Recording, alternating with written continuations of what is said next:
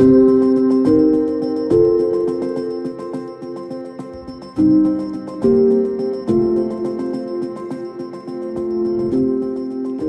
que le courage peut être une notion philosophique ? Que apprend-on sur la Russie d'aujourd'hui quand on se penche sur la philosophie du droit russe des siècles précédents ?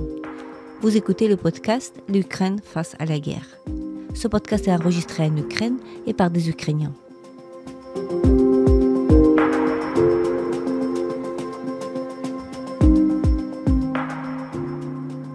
Dans ce podcast, nous racontons comment l'Ukraine continue à vivre et à résister face à l'agression russe.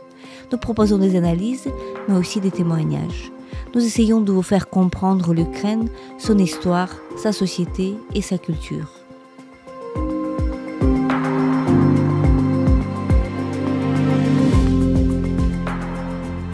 Je m'appelle Tetiana Ogarkova, je suis universitaire et journaliste, responsable du département international à l'Ukraine Crisis Media Center, une ONG dont la mission est d'informer le public étranger sur l'Ukraine. Avec moi, Konstantin Sigov, philosophe et intellectuel ukrainien, directeur de la maison d'édition L'Esprit et la Lettre. Konstantin Sigov vient de publier son nouveau livre avec la collaboration d'Anne-Marie Pelletier.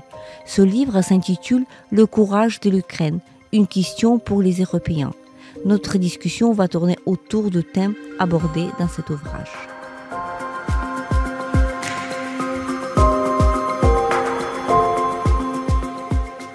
Bonjour Konstantin, je suis très heureuse de vous accueillir dans notre podcast. C'est déjà la deuxième fois. Aujourd'hui, nous nous retrouvons à l'occasion de la parution de votre nouveau livre. C'est un livre d'essai qui s'intitule Courage de l'Ukraine.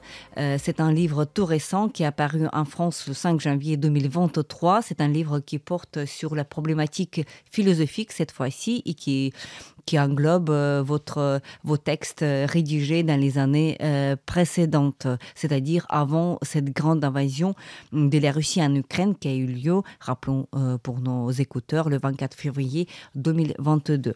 Alors, on vous connaît comme philosophe ukrainien qui fait des ponts entre la France et l'Ukraine, et ceci depuis des décennies. On rappelle à nos auditeurs que nous avons déjà enregistré un autre entretien avec Konstantin à l'occasion de son autre livre qui avait paru à la fin de l'année 2022. Alors, ma première question aujourd'hui, elle portera sur justement la question très simple, en fait, au départ.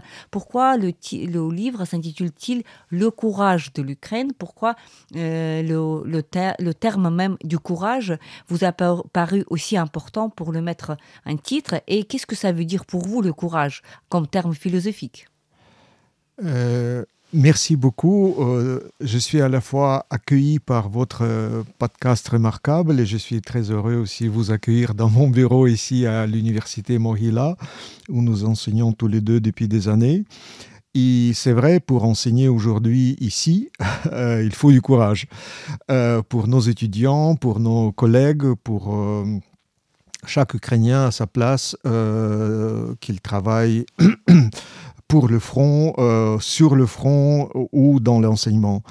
Et dans le mot en français, qui vient du latin, courage, c'est cœur et agir. Donc agir avec le cœur, selon le cœur, ce qui n'est pas évident, par exemple, dans des langues slaves, et ce qui est aussi original pour le mot français, peut-être les Français ne sont pas conscients, qu'on ne peut pas traduire avec le même racine courage, encourager, décourager, donc les verbes, le mouvement dynamique qui vient du courage n'est pas tout de suite traduisible par le même mot, par le même racine. Donc c'est très important de comprendre que le mot qui joue un rôle si important en français, en anglais, il suffit de citer l'ouvrage de Paul Tillich, Courage to be.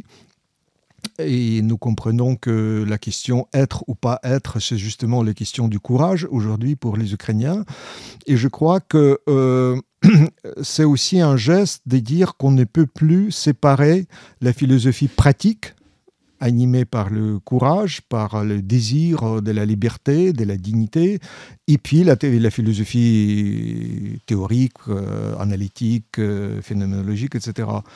Et dans ce livre-là, justement, je voulais montrer plutôt la continuité, malgré le fait que la guerre essaie de couper notre temps, chaque jour, chaque nuit, chaque heure.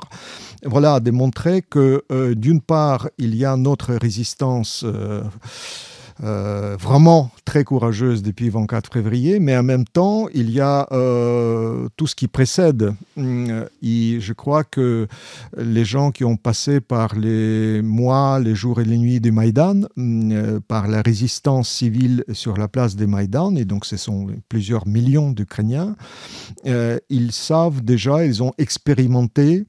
Et donc, il y a un lien direct entre le texte que j'ai publié déjà au mois de mars à Paris et qui ouvre cet livre, donc Lettres de Kiev, et puis l'autre texte que j'ai publié en février 2014, c'était une tribune publiée par Le Monde à propos de notre résistance à la peur. Et nous comprenons que aussi même aujourd'hui, par exemple pour les Allemands, pour décider à fournir les chars pour l'Ukraine, il faut précisément être courageux et savoir surmonter le défi de la peur nécessaire, n'est-ce pas, pour être encore plus solidaire, beaucoup plus conséquent dans leur soutien de l'Ukraine. Donc je pense que c'est un geste qui intègre, qui interpelle les textes classiques de la langue française, allemande, et en même temps pose les questions d'actualité.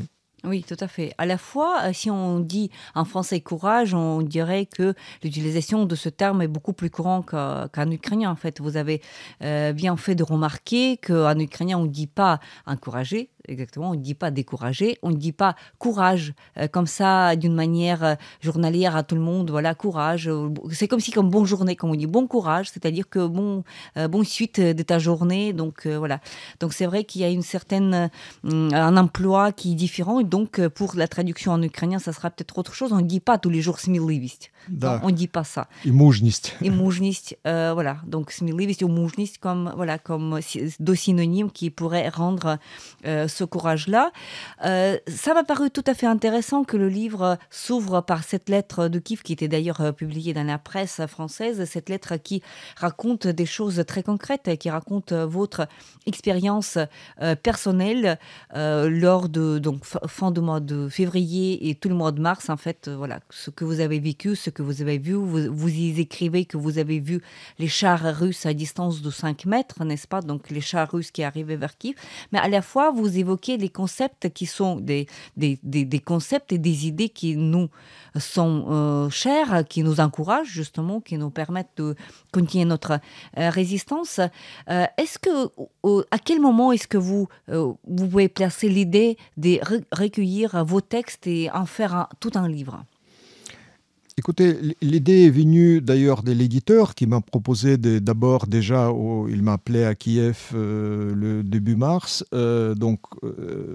Lettres de Kiev a fait en quelque sorte les premières jets, les premières sémences. Et ensuite, j'ai un très bon collègue, ami, grand savant, Anne-Marie Pelletier. Elle enseignait à Nanterre littérature comparée. Elle est aussi bibliste. Donc tout ce qui s'est passé après Babel, après confusion des langues, elle a étudié de près avec les langues anciennes et contemporaines, modernes. Et donc c'est elle qui m'a aidé à rassembler les textes, en particulier. Je pensais que c'est important, par exemple, justement, après le titre « Le courage de l'Ukraine », on a sous-titre « Une question pour les Européens ». Et donc, à mon avis, cette manière d'interroger à la fois histoire intellectuelle européenne et présenter peut-être mieux histoire intellectuelle ukrainienne. Par exemple, je crois que c'est pour la première fois, en français, on explique la pensée philosophique et politique de Mikhailo Dragomanov. Nous avons publié dans notre maison d'édition, ici, l'ouvrage de Ushkalov. Peut-être aujourd'hui, c'est le meilleur livre qui porte sur Mikhail Dragomanov. Et ici, je présente, par exemple, la pensée des Dragomanov concernant guerre extérieure et guerre intérieure. N'est-ce pas on peut dire que c'est une analyse prophétique, en quelque sorte, lorsque Dragomanov dit « mais c'est absolument aberrant ». Absurde de prétendre que les Russes vont libérer les Balkans, les Bulgares, des Turcs, alors que leurs mœurs, leur habitude, leur esclavage à l'intérieur même de l'Empire est pire que Turcs ou d'autres exemples Dragomanov tire. Et c'est avec une certaine ironie, il explique que d'abord, on doit appliquer les règles du droit de liberté personnelle, collective, liberté absolument nécessaire pour, par exemple, la maison qu'on habite, les institutions qui peuvent aider, c'est-à-dire par rapport à la police et par rapport à l'État policier. Et je crois que cet respect, Dragomanov, on considère que le premier penseur constitutionnel qui a écrit la Constitution, donc, n'est-ce pas, il a repris la grande tradition de Philippe Orlik, mais dans déjà l'espace d'Alexis de Tocqueville. Et donc, dans ce sens-là, on peut dire, voilà, un penseur ukrainien, Tocqueville ukrainien, on peut dire, qui d'ailleurs rédigeait plusieurs textes en français même, puisqu'il était en exil à Genève. À Genève, oui, voilà, c'est une figure tout à fait remarquable du 19e siècle. Rappelons pour nos écouteurs, les gens qui nous écoutent, que Mikhail Dragomanov, c'est un philosophe politique remarquable. Il est d'ailleurs oncle de Lesia Ukrainka, notre classique en littérature. En fait, il était chassé carrément de l'Empire russe par le pouvoir tsariste, justement, en raison de ses vues politiques. Il a beaucoup écrit sur l'organisation horizontale de la société, sur les communautés, sur la délégation du pouvoir. Énormément d'idées qui sont chères aujourd'hui, qui sont tout à fait d'actualité quand on parle des différences qui existent entre les cultures politiques ukrainiennes et russes, par exemple. Tout ça reste de l'actualité. En même temps, en revenant à votre livre qui relie à la fois des choses pratiques, à la limite des témoignages, sans dire de confession, pour pas dire de confession, dans le genre de lettres de Kiev, mais à la fois votre réflexion théorique et philosophique des années précédentes. Et donc, j'étais tout à fait intéressée par la première partie de votre livre qui porte sur les années 2013-2022, c'est-à-dire les années après la révolution de la dignité, pendant et après la révolution de la dignité, Maïdan, et le début de la grande invasion russe. Alors là, en quoi est-ce que cette décennie pour vous, et qu'est-ce que vous fait l'appeler cette décennie la décennie décisive? Comment est-ce qu'elle a changé la nation ukrainienne, le peuple ukrainien, l'Ukraine en tant que telle, et comment se fait-il que pendant cette décennie, il n'y en avait pas beaucoup de nations, pas beaucoup de nos partenaires et nos voisins qui ont remarqué ces changements dramatiques? Je crois que c'est une décennie vraiment décisive parce que c'est à ce moment-là, par exemple, déjà le passage, comment la révolution du Maïdan était déclenchée. Quelques centaines de personnes passaient le flamme aux millions de personnes. Donc ce passage à grande échelle, quand nous, toute notre famille, avec nos étudiants, nos collègues, sont descendus le 1er décembre sur la place de Maïdan, on était déjà millions de personnes.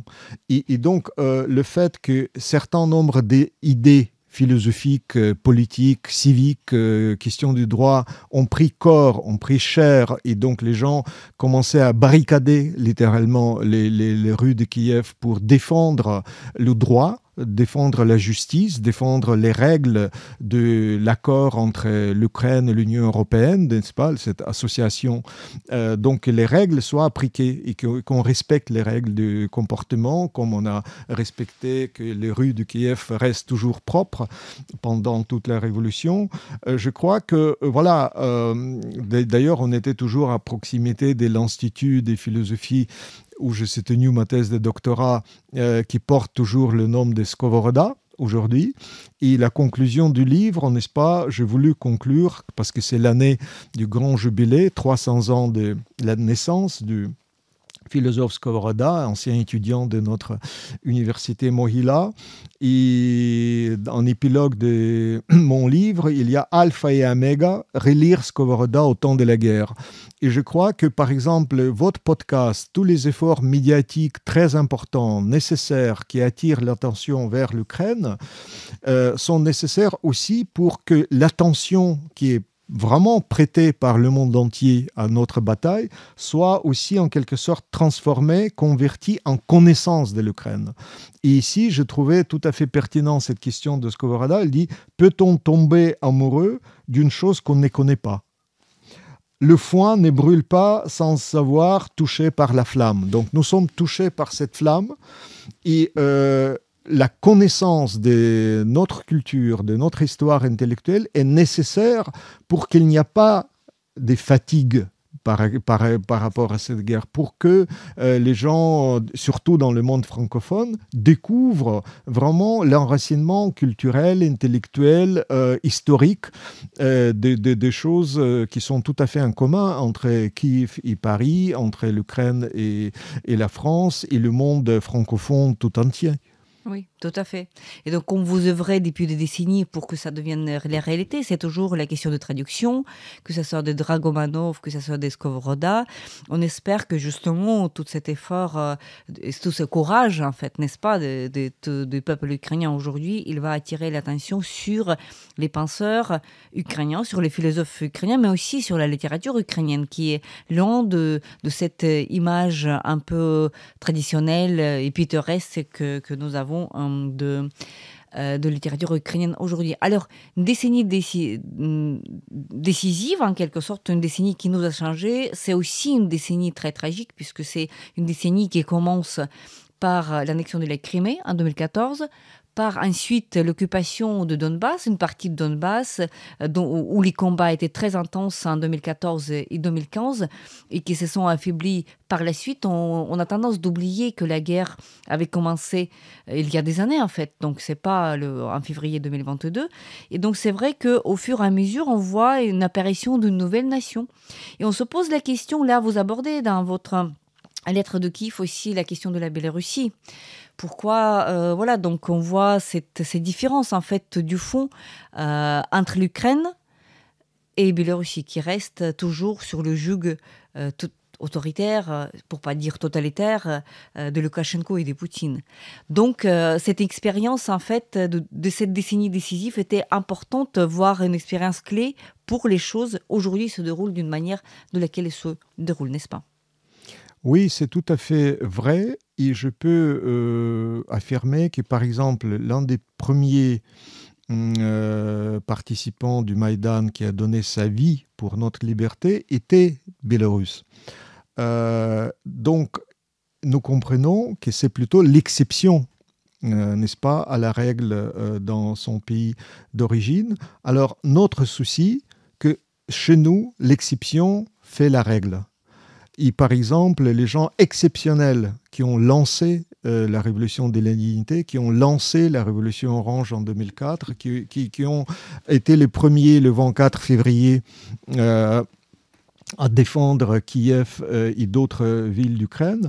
Je cite consciemment que ce qui m'a fait penser, par exemple, le meilleur de notre philosophie cette année, en cette période, c'est par exemple aussi un jeune Ukrainien, Artem Demid, 27 ans, qui s'engageait d'ailleurs à défendre l'Ukraine bien avant le 24 février, donc plusieurs années avant, après l'annexion de la Crimée. Et le 24 février, il était aux États-Unis. Il a pris l'avion pour venir en Ukraine et pour défendre notre liberté et notre patrie. Et donc, c'est encore une fois l'exemple tout à fait concret. Il a donné sa vie. Il était tué au front près de Kharkiv au mois de juin. Et là, c'est vraiment l'exemple même comment l'exception fait la règle. Comment tout pays des dizaines de millions d'habitants est conscient que c'est ça notre règle. Règle d'or, pour parler avec Paul Ricoeur, c'est-à-dire la règle qui définit notre orientation de toute la nation. Et donc aujourd'hui, je crois, même pour les gens moins courageux, on n'est pas tous les héros, mais même les gens qui ne sont pas spécialement héroïques, ils peuvent connaître cette règle, ils peuvent enseigner ça aux enfants, aux étudiants, aux jeunes, et cette règle devient le vecteur de notre développement, de reconstruction de notre pays pendant la guerre et après la guerre. Oui.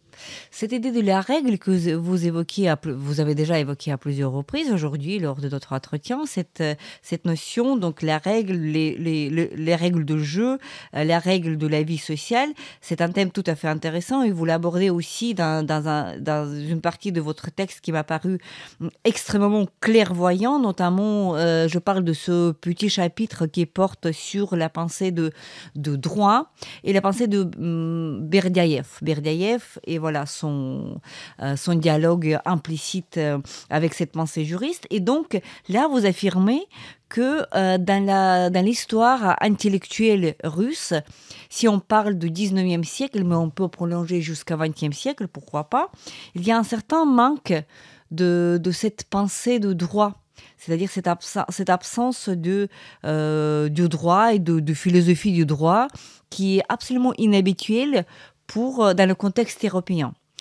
Et ça m'a beaucoup interpellé cette idée, puisque depuis un certain moment, on discute dans plusieurs contextes l'idée que en Russie actuelle, notamment, il y a toujours ce lien brisé entre le crime et le châtiment. Et donc, il y a pas de cette dimension légale qui est souvent rejetée, qui est souvent qualifiée de simpliste. Donc, tout ce qui est juridique est qualifié de simpliste, de pas trop intéressant, etc. Et donc, je voudrais que vous reveniez sur ce chapitre sur Berdyaev pour nous dire, est-ce que vraiment vous constatez que c'est un handicap, en quelque sorte, de cette tradition intellectuelle russe que de ne pas avoir cette idée de philosophie de droit? Et quelles conséquences? Et que ce que nous observons aujourd'hui, ce n'est qu'une conséquence, en fait, de ce fait. Oui, je pense qu'il suffit de regarder les meilleurs manuels ou vocabulaires, tout simplement, qui portent sur cette histoire intellectuelle. J'ai cité en particulier l'ouvrage en 2 volumes paru chez Gallimard en français d'histoire de la philosophie russe de Basil Zinkowski, d'ailleurs lui-même d'origine d'Ukraine. Il disait qu'il est à 70% ukrainien. Il était professeur à l'université de Kiev. Et un autre ouvrage d'histoire de Nicolas Losky, c'est pas la philosophie du droit, c'est pas l'interrogation sur la justice qui prend place, qui est vraiment significatif. Pour ainsi dire, on peut dire que les gens qui vraiment s'intéressaient à cette matière-là était exceptionnel, faisait l'exception, et donc la pratique aussi, n'est-ce pas, était ruinée par la révolution bolchevique. Donc pour Lénine et compagnie, c'est la révolution qui fait la droite, c'est la violence même du Parti communiste qui constitue la règle. Il n'y a pas d'autres règles qui peuvent résister. Donc tous les tribunaux, toute la justice précédente était vraiment effacée, balayée, était déclarée l'idée des tables rases par rapport à la tradition juridique. Quoique certain nombre de juristes professionnels qui ont insisté là-dessus, d'ailleurs l'un est né à Bakhmout, Novgorodtsev, encore une fois, il s'est retrouvé en émigration, et tant d'autres. Juste un exemple, dans un grand volume collectif, Vechy, Jalon, Bogdan Kistiakivski, lui, donc encore une fois, juriste et sociologue de Kiev, qui a fait sa thèse de doctorat avec Max Weber, lui, il a intitulé son texte « En défense de la droite ». Il disait justement ce qui constitue la plus grande lacune dans notre paysage intellectuel, dans notre culture pratique, c'est précisément mépris, d'ailleurs largement exprimé dans Le Crime et Châtiment et dans d'autres romans qui portent sur le crime. Donc aucun respect pour les avocats, pour les tribunaux, pour les personnages comme commissaire Maigret ou Poirot. Pour remédier à cela, pour résister à cette tendance-là, j'ai pris comme, on peut dire, point névralgique ce débat entre Nicolas Berdiaïev, d'ailleurs lui aussi, né à Kiev et mort à Paris, débat Nicolas Berdiaïev avec Georges Fedotov sur les rapports entre l'éthique et le droit. Et donc la question, comment malgré tout, pour reconstruire le pays, après le désastre bolchevique, après les dégâts soviétiques, il est absolument nécessaire de prendre droit au sérieux. Oui, et donc voilà, l'absence de ce droit qui a chagriné Fedotov dans sa lecture de Berdiaïev. Donc en tout cas, il y a ce dialogue implicite que vous avez bien remarqué, que vous avez très bien décrit dans votre texte. À mon sens, c'est une pensée absolument clé pour comprendre aussi une autre idée que vous exprimez dans votre livre, dans Lettres de Kiev, et plus tard aussi, vous parlez de beaucoup de l'époque communiste, de l'époque soviétique dans notre géographie. Et il me semble que ce n'est pas par hasard que vous mentionnez deux faits qui coïncident dans le temps. Le premier fait, c'est l'interdiction de la société mémoriale en Russie, la société qui creusait justement, qui démontrait la vérité des crimes du régime communiste. C'est d'un côté. Et l'autre fait, c'est justement l'invasion directe de la Russie en Ukraine. C'est-à-dire que la volonté d'oublier, de faire oublier les crimes du passé, de les éraser, de les interdire, d'interdire toute mention de ces crimes, ça va du pair avec une nouvelle agression. Et ça m'a paru tout à fait révélateur parce que c'est vrai, c'est que cette agression russe que nous observons, que nous vivons malheureusement aujourd'hui, elle repose sur l'idée de l'impunité. C'est-à-dire que l'impunité, ça veut dire l'oubli total des crimes du passé et la permission totale aussi pour les crimes qui ont lieu aujourd'hui ou demain ou après-demain. Oui, par exemple, prenons un exemple concret. L'endroit où les massacres ont eu lieu à l'époque de Staline, Sandarmoch, était étudié à la fois par les historiens ukrainiens et par un historien des mémorials qui dirigeait le mémorial en Carélie, qui a vraiment faisait à la fois travail de terrain et en même temps qui a essayé de décrire ce qui se passe, Yuri Dmitriev. Et donc, la veille de l'invasion à Kiev, il était condamné à 15 ans de prison, c'est-à-dire à vie. Donc, il était carrément tué, pour ainsi dire, pour un mort lente. Et je crois que voilà l'exemple concret que l'idée qu'on ne veut pas dire la vérité sur Sandarmoch, sur les massacres des meilleurs intellectuels, écrivains, à la fois ukrainiens, polonais, russes, juifs et d'autres. On veut absolument tourner la page et ne dire pas la vérité là-dessus. C'est en quelque sorte la manière d'ouvrir la porte à la violence actuelle et de dire qu'on peut tout faire aujourd'hui. Cet espace est à nous. Cet espace n'est pas du tout, il ne relève pas de la juridiction européenne, de la juridiction où le droit a un sens, où on peut justement convoquer quelqu'un, traduire en justice. J'aime beaucoup cette expression en français, traduire en justice. Je crois que c'est la traduction peut-être aujourd'hui essentielle, nécessaire aujourd'hui pour faire comprendre à tous que d'ailleurs le cadre général de notre réflexion sur cette guerre, c'est rétablir le droit international, rétablir le droit qui a été bafoué par l'annexion de la Crimée. Si on parle de l'engagement nécessaire après le mémorandum de Budapest, signé par la France, signé par l'Angleterre, signé par les pays d'Occident et d'OTAN, voilà, c'est du droit international de tenir au document, tenir à la règle, tenir à l'idée que si on permet, si on laisse casser, n'est-ce pas, notre socle, en quelque sorte, de notre civilisation, à ce moment-là, tout est permis. Et donc, l'idée que c'est même pas discutable, faut-il libérer la Crimée ou pas? Il faut, encore une fois, reconstituer droit international. Et ça veut dire que, très concrètement, ce n'est pas du tout dans l'abstrait, c'est rendre justice à chaque personne. C'est de dire aujourd'hui, par exemple, à quelqu'un qui a été violé à Bucha ou à Irpin, qui la personne qui a commis ce crime, qui a pratiqué cette violence, il va être jugé.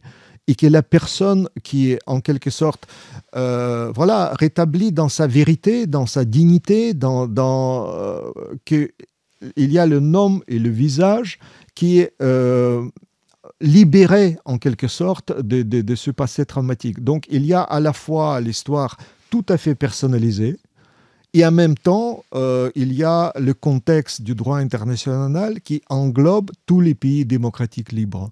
Et je crois qu'il faut tenir debout de cette chaîne pour comprendre, en fait, notre perspective dans cette année 2023 et pour les prochaines décennies.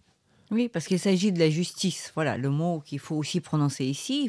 Il s'agit de rétablissement de la justice, justice pas juridique, mais aussi justice au sens plus philosophique. La justice, rendre justice à tous les crimes et après à tous les victimes en fait de ces crimes. Quand on parle de cela, ce discours qui est propre à beaucoup d'Ukrainiens, en fait, je crois qu'on est aussi en anime aujourd'hui d'évoquer des choses comme ça, de dire que ce n'est pas une guerre de la Russie contre l'Ukraine, c'est une guerre de principe, en fait. C'est-à-dire que l'Ukraine doit être soutenue par les Occidentaux, par les pays qui se croient appartenir à cette civilisation occidentale, non seulement parce qu'ils aiment l'Ukraine ou parce qu'ils préfèrent l'Ukraine contre la Russie, mais parce que c'est une guerre de principe. Donc nous voulons la restauration de la justice. Mais à la fois, ce qu'on entend souvent comme réponse, et je pense que vous serez d'accord si j'évoque ça, on entend des réponses voilà, un peu cyniques, voilà, en disant mais écoutez, mais oui, mais à la fois, oui c'est vrai, mais à la fois regardez le monde réel, il n'y a pas de justice dans le monde réel, il y a toujours des injustices, il y a toujours voilà, la politique, réelle politique, il y a toujours les arrangements, et donc on doit faire face à toute cette somme des arguments que voilà que en fait tôt ou tard il faudra trouver un compromis, voilà, un accord avec un agresseur. Il faudra, on va pas l'écraser parce que il est trop fort, parce que la Russie c'est une puissance nucléaire.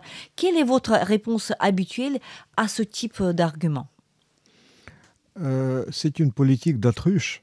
On pense que ce qui se passe aujourd'hui à l'est de l'Europe est totalement isolé, éloigné des bateaux qui sont déjà dans la Manche. Les bateaux militaires russes armés par les missiles qui peuvent frapper aujourd'hui le territoire de la France, ils ne sont pas du tout si loin que ça. Donc, nous vivons dans un monde où les cyberattaques, la guerre dans l'espace d'information est déjà une réalité quotidienne. Nous vivons dans l'espace où les officiers du FSB, des services spéciaux russes, peuvent empoisonner les gens en Grande-Bretagne ou en France, ou dans d'autres endroits.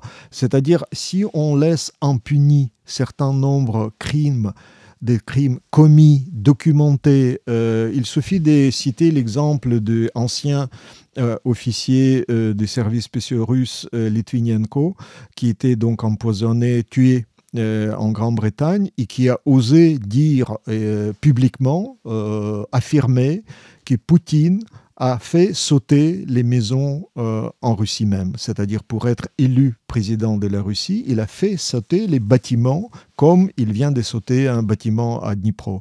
Donc ça remonte au tout début de sa carrière politique. Si quelqu'un de son équipe même, du même réseau des FSB, affirme ça publiquement, il est tué. Donc aujourd'hui, la femme qui vit toujours, qui témoigne de cette affaire, qui nous rappelle qu'en fait, c'est déjà 23 ans de surdité, on peut dire des manque de maturité politique et la seule manière de penser sérieusement la sécurité en Europe, c'est penser la sécurité des citoyens du monde libre, c'est précisément arrêter les crimes en série, arrêter je dirais, aveuglément, cette capacité de laisser passer à quelqu'un qui n'a aucun respect pour la vie de l'homme, pour la société, et ce qui est pire, que ce n'est pas un gangster du Kremlin qui a organisé sa bande autour de lui, mais c'est aussi un signe envoyé aux autres régimes autoritaires, et donc c'est une manière de réunir les gangsters des différents continents. Donc si on ne veut pas faire écrouler tous les systèmes de sécurité du monde libre, la seule manière, c'est de remettre les gangsters en question, Poutine en prison, jugé, ainsi que ses camarades de route, ainsi que son entourage politique, médiatique, économique et autres. Et donc, c'est encore une fois, nous comprenons que la justice aujourd'hui est absolument inséparable de la sécurité au sens le plus fort du terme. Oui, tout à fait. Je serais d'accord avec vous. Mais là, voilà, la suite de ces arguments un peu cyniques, voilà, de côté du réel politique et de calmer le Poutine, de ne pas aller trop loin, consiste aussi à dire, adopter cette position que, voilà, c'est une guerre locale, c'est une guerre qui a lieu en Ukraine. Nous allons aider, nous aidons beaucoup, nous avons déjà beaucoup aidé. Mais notre souci est aussi nos sociétés derrière nous. Alors, il ne faut pas qu'ils souffrent, il ne faut pas que la guerre s'étende, il ne faut pas que la guerre se propage en Europe, il ne faut pas que la guerre devienne totale ou Troisième Guerre mondiale, n'importe. Et donc, il faut contenir cette guerre. Et pour la contenir en Ukraine, il faut éviter des mouvements trop brusques, trop agressifs. Il ne faut pas envoyer beaucoup d'armements parce que ça peut irriter Poutine et ça peut irriter la Russie et la Russie ne va pas s'arrêter comme ça, il va étendre la guerre jusqu'à nos sociétés. Donc il y a cet argument-là d'exception. Bien sûr, c'est un argument hypocrite qui dit que voilà, il y a les Ukrainiens, ils vont se battre pour des principes qui nous sont chers, nous allons les aider, mais nous n'allons, en aucun cas, nous n'allons participer puisque ça peut nuire à nos sociétés.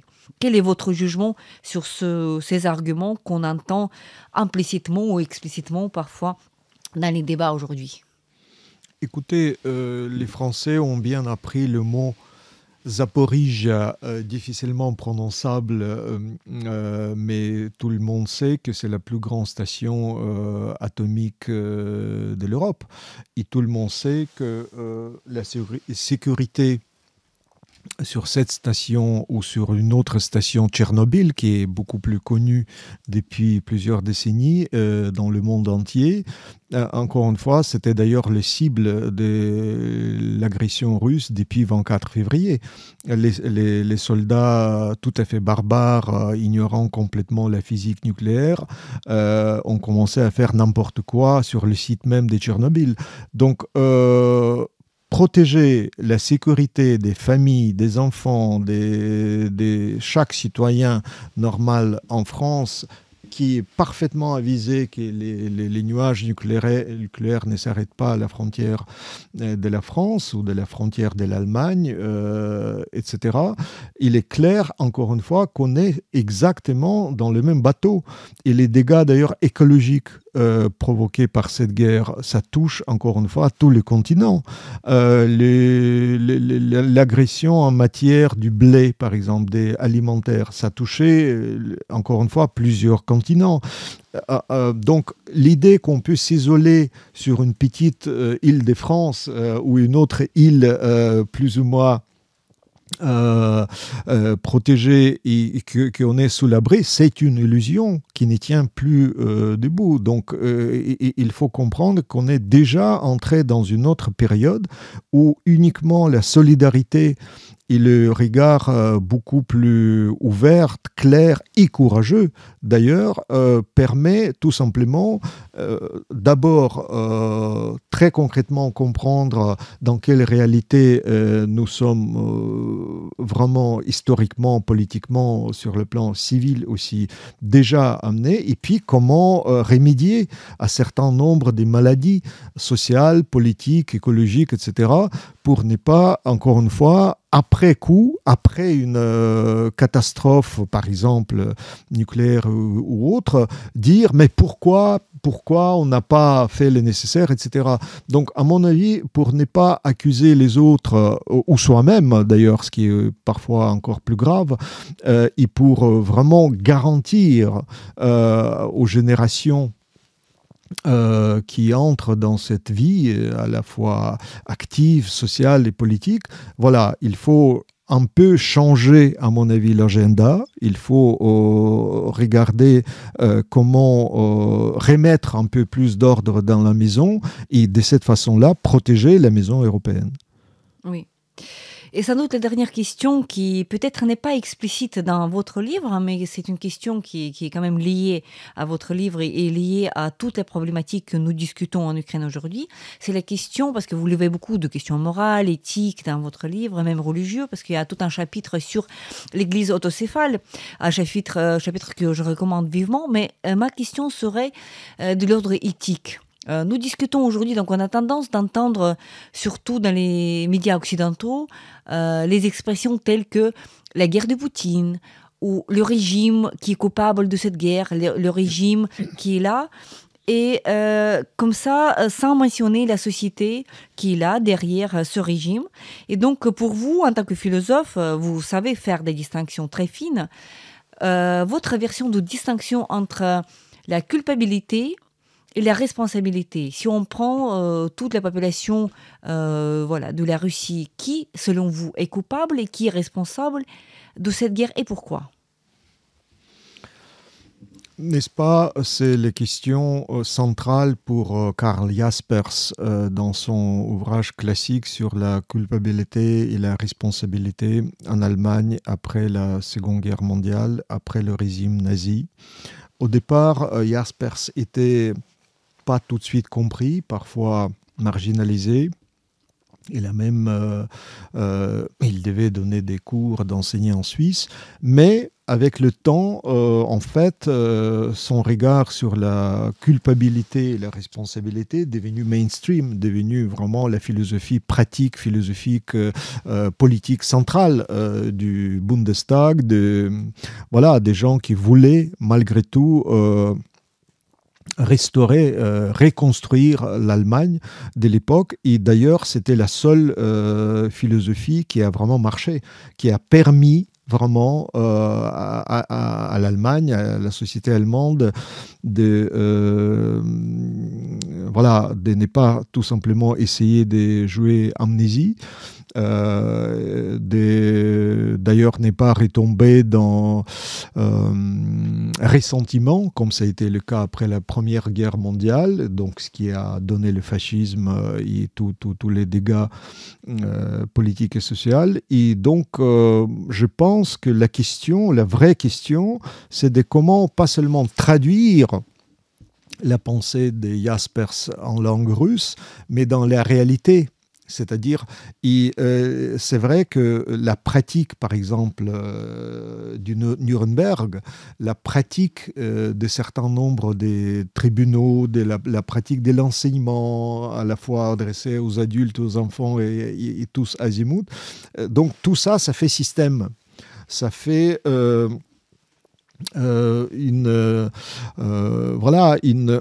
exemple parlant, difficilement applicable par rapport à la société actuelle russe, parce que peut-être jamais dans l'histoire de l'Europe, on n'a pas assisté à une telle lobotomie des dizaines, des millions de personnes. Hélas, l'histoire, la tragédie soviétique, c'était le titre de Martin Malia, la tragédie soviétique, a duré trop longtemps. Plus de 70 ans, alors que le régime nazi, c'est 12 ans. Et cette année, nous avons pas mal parlé du centenaire de la création de l'Union soviétique. Donc, on est dans une historité beaucoup plus longue, dans un temps beaucoup plus long de l'expérience, des expérimentations, alors, encore une fois, d'effacement du droit, effacement de la dignité des personnes libres, etc.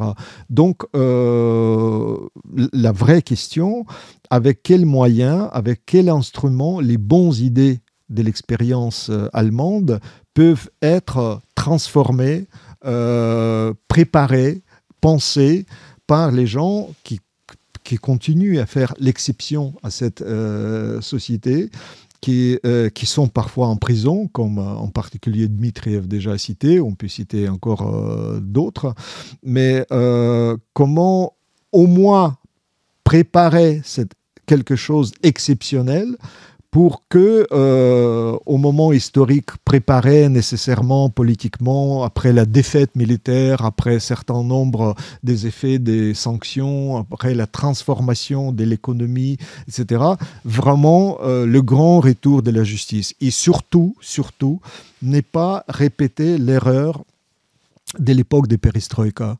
On a pensé que c'est l'économie à l'occidental qui va régler tout. Et on n'a pas du tout jugé les crimes soviétiques. On n'a pas du tout pensé d'abord à l'état de droit, à une justice vraiment autonome et forte. Et donc, dans ce sens-là, nous voyons que cette erreur intellectuelle a coûté trop cher, que l'économie n'arrive pas du tout à régler. L'économie sert à un certain nombre des oligarques, à une autre paradigme autoritaire, mais qui n'a rien à voir avec la société démocratique, libre, qui est d'ailleurs capable assurer changement du pouvoir, des élections libres et donc le jugement des criminels qui essayent de monopoliser.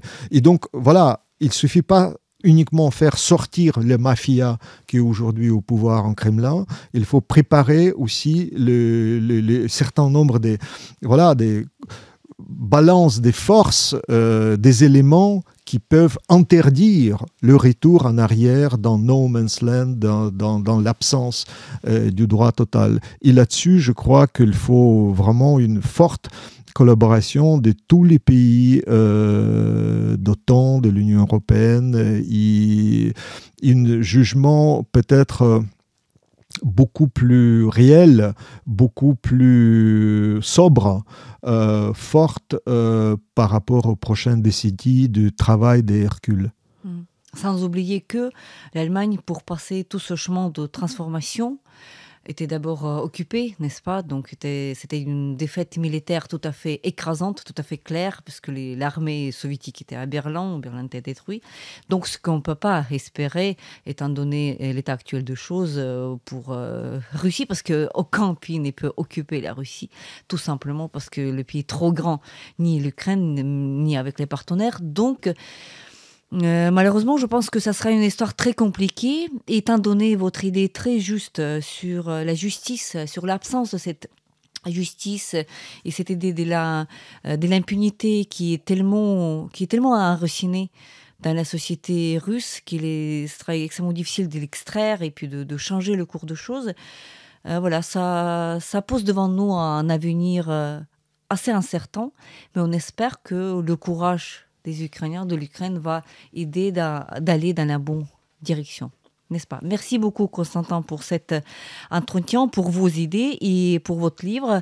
On rappelle à nos auditeurs que vous pouvez acheter dès aujourd'hui le livre de Constantin Sigov dans les librairies. Le livre s'intitule « Le courage de l'Ukraine ». Merci beaucoup. Ce livre est très lié avec l'autre livre, donc Quand l'Ukraine se lève, la naissance d'une nouvelle Europe.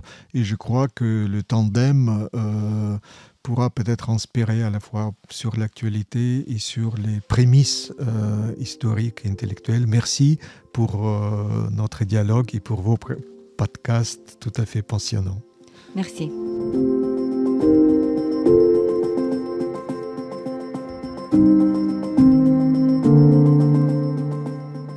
C'était le podcast L'Ukraine face à la guerre. N'hésitez pas de partager cette émission. Nous n'allons pas tarder à enregistrer et diffuser d'autres épisodes. Je m'appelle Tetiana Ogarkova, j'étais accompagnée par Konstantin Sigov, philosophe et intellectuel ukrainien, auteur de l'ouvrage « Courage de l'Ukraine, une question pour les Européens ». Restez avec nous et soutenez l'Ukraine.